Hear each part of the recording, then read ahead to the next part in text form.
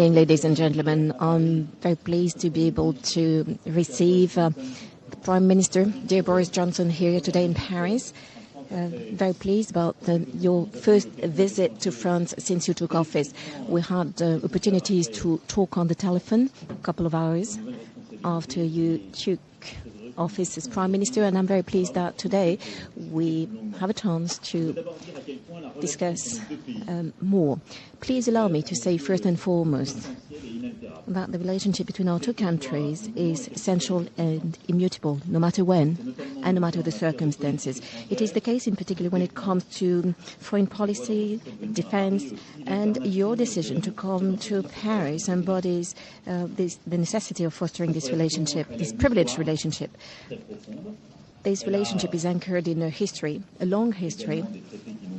There are also treaties between our two countries which go beyond the European Union, and there are some genuine commitments and engagement in crisis, ongoing crisis we have to deal with together, like Iran, the Sahel, the fight against climate change, girls' education. The engagement of both our countries together has always been constant and remains essential. A few days ahead of the G7, our discussions will also enable us to closely coordinate on these matters. Of course, we'll also inevitably talk about Brexit, and you know my position in this respect. It is near, and I'm well aware that this is on your mind day in, day out. First of all, my position has always been to respect the sovereign choice made by the British people to leave the European Union. I regret it. Had I been a British voter, I would have made a different choice. But I respect democracy and the wishes of peoples, and I therefore believe that we now have to implement this choice. Then, my position consists in protecting and strengthening the European project, the single market, our ability to decide and to build a stronger and more sovereign European Union. This is the reason why I always worked so that we would never weaken this project in our negotiations and the decisions we have to take. Lastly, it is about preserving and deepening the bilateral relationship, which is very much anchored in history and forward-looking. It is against this spirit that the European Union has at length negotiated an agreement, a withdrawal agreement with the United Kingdom. I will not get into the details of this agreement, and it does not belong to any member of the European Union alone to negotiate or to renegotiate this agreement. But I would like to say that the key elements of this agreement, including the Irish backstop, are not just technical constraints or legal quibbling, but indeed some genuine, indispensable guarantees to preserve the stability in Ireland, to preserve the integrity of the single market, which is the foundation of the European project. And this is very much fully part of this accord negotiated by the United Kingdom and the European Union. In addition, the European Union has always said that it was available to discuss, depending on the wishes of the United Kingdom, our future relationship, which in the end is essential as it is about building our future, our joint future. We will discuss all of that together in a minute, but I would like to say, as a friend and as an ally of the United Kingdom, that it belongs to the United Kingdom alone to decide about its destiny, to decide about the way you will leave the European Union and the basis of the future relationship. We are actively preparing for all the possibilities, including that of an exit without an agreement on the 1st of October. It's not the choice of the European Union, but it is our joint responsibility vis-à-vis our fellow citizens, vis-à-vis our territories and our companies. And we have already prepared for that. But I know, no matter what, that the future of the United Kingdom, considering our history and our values, cannot but be European. Our geography speaks by itself, and I can say with confidence that the future will confirm it beyond the uncertainties that can be those of the present. Ladies and gentlemen, such are the few words I wanted to share with you. Once again, I'm extremely pleased to host Boris Johnson and Prime Minister. Very pleased to have you. Merci beaucoup. Merci, Monsieur le Président. Merci, Emmanuel. Je suis ravie d'être ici à Paris. In view of what you've just said and in view of your remarks overnight about Brexit. I want to come straight to that particular point. I want to make it absolutely clear to you, Emmanuel, to the French people, that of course I want a deal. And I think we can get a deal, and a good deal. And I was powerfully encouraged by our conversations last night in Berlin with our mutual friends. And I know that with energy and with creativity and application, we can find a way forward for all our businesses and our citizens. But as you yourself have just pointed out, Emmanuel, it is vital for trust in politics that if you have a referendum, then you should act on the instructions of the voters. And that is why we must come out of the EU on October the 31st, deal or no deal. And then, of course, we can take our relationship forward. And when I say take it forward, I agree with you wholeheartedly, Emmanuel, that it is a quite extraordinary friendship. At this moment in Mali, French troops are being conveyed in British helicopters as we work together to fight terrorism in the Sahel. As we stand here together side by side at the Elysee, British troops and French troops are side by side in Estonia protecting the eastern borders of NATO. And when Assad's regime used chemical weapons against his own people, it was Britain and France together with our American friends who showed the collective revulsion of the West in taking out those chemical weapons facilities.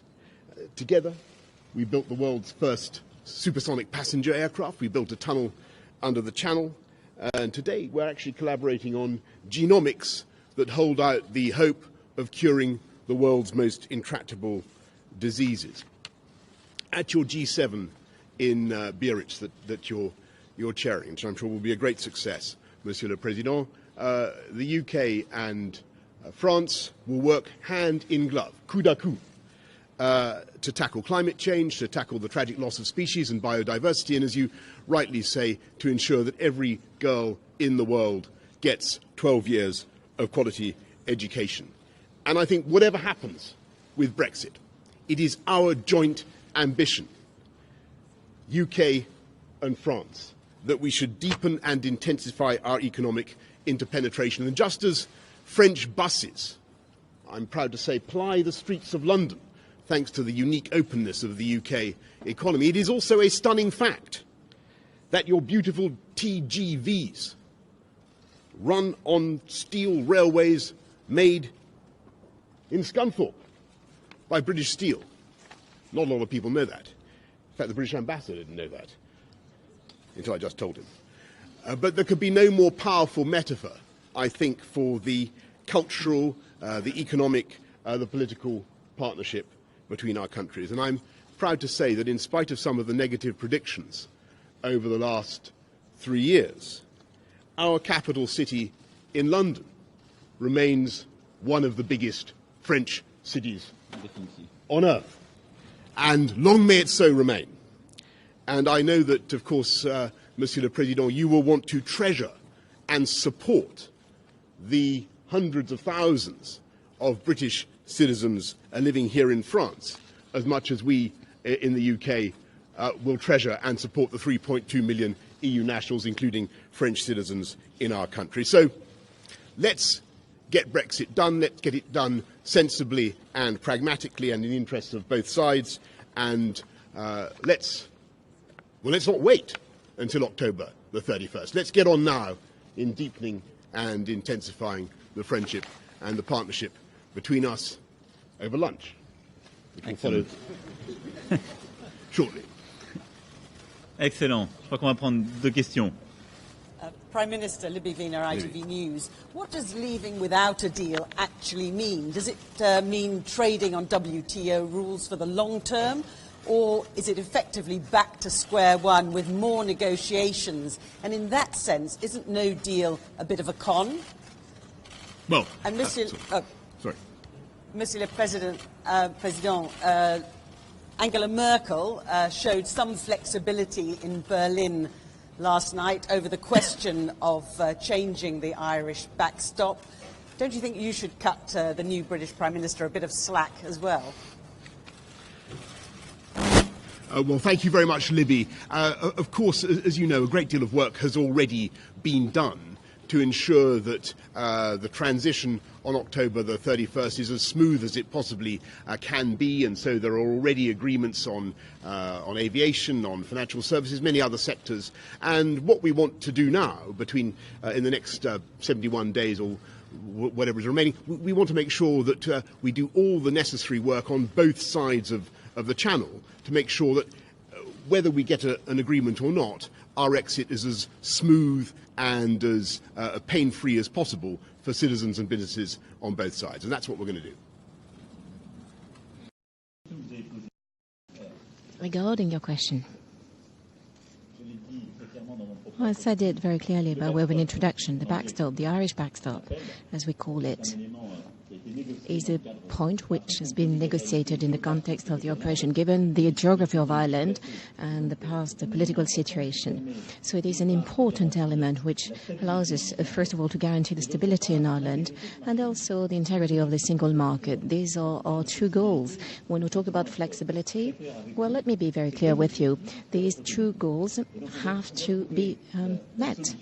And we therefore have to find a solution that guarantees the integrity of the single market. We have to be able to guarantee to the companies, to the citizens, to the consumers in Europe that we comply with the rules of the European Union, and whatever comes in on the market that comes from a market which is no longer in the European Union is controlled. Then there are previous agreements, the Good Friday Agreement. There is also the political and historical situation and the relationship between your country and Ireland. And we therefore have to respect what was negotiated in this respect. And within the context of the past negotiations, we should be able to do some work. As to the first question, please allow me to underline something. We talk about the withdrawal agreement, but no matter what, there will be also negotiation as to the future relationship. It will be another step, and we always handle things in the right order.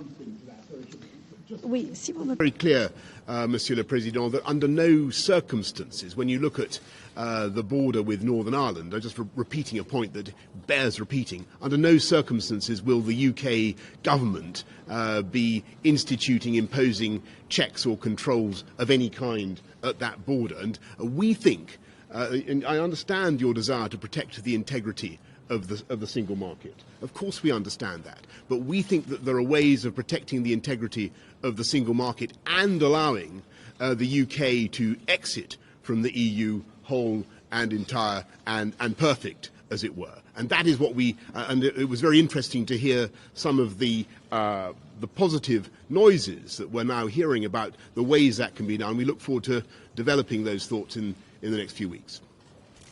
Monsieur le Président, Henri Momtaz de Politico, est-ce que vous êtes sur la même ligne que la chancelière allemande, qu'on peut trouver une alternative au backstop en 30 jours? Et Monsieur le Premier ministre, quelle est votre alternative au backstop? Ce que la chancelière Merkel said yesterday, and which is in compliance, which is very much in line with the discussions we've had from the very beginning, is that we need visibility in 30 days. So I just answered as to the reality of the backstop. And I believe that this also matches the goal of Prime Minister Johnson. No one will wait until the 31st of October to find the right solution. But if we fail to find the right solution, of course we could not do whatever it takes at the last minute. So we will make the most of this period of time, and Michel Barnier will be part of that, the European negotiator, trying to find solutions without totally reshuffling the withdrawal agreement, because there has always been a lot of work and it's been approved by the 27. On this point, just like Chancellor Merkel, I'm also very much confident that collective joint intelligence, we should always be able, all together, be able to find something smart within 30 days if there's goodwill on both sides, and I believe there is. I've always been presented as the hard boy in the band, in the group. But it's just that I've always been clear. A choice has been made, and a choice was made, and we cannot just ignore it. We will have to implement the decision taken by the British people and cannot walk around it.